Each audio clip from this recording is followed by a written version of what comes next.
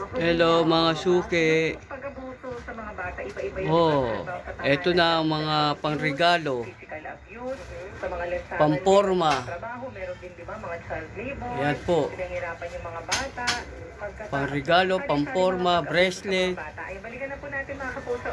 Si Senator Tagatino, sir. Yan po. Meron tayong Oh, ayan, sir. 9 ano to? Sir. 9 Opo. lucky. 10 elements. Ito po Yan sinasabi po. ko. Tama po lahat kayo doon. Yan. Dapat po may certainty, dapat mahigpit yung pagpapatupad. Pero kaya po natin... May mga bracelet tayo. 139 Pangregalo. Magpapataw na mas mataas. Malapit na.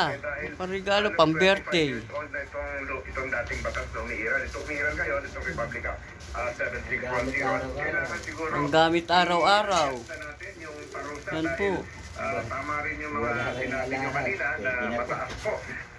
Dito po dyan sa Block 29 Akbay, Arrienda. Sa mga kabataan, sa mga bata, lalong-lalo na sa online trafficking at online Yan po ang sexual ating abuse. product. Kaya nga po, Homie. nilarapat po natin na amyendahan, magpanukala ng pagbabago sa batas. Halimbawa po, sa Section 9, nung sa pagkasalukuyang batas, yung penalty po sa obscene publication ay 6 years. Pangsuot, araw-araw, pamporma. Ngayon, tinaas po na natin 14 years to 17 years. So, Yan o, malaking- gustong-gusto ng kabataan o. taas po yun at napakarami hong Oh.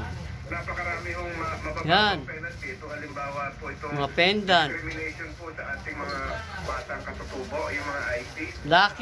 Lucky Eye.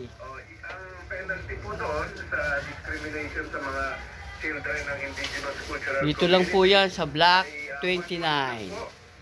Tara na! So, tinaasa na po natin ngayon 2 years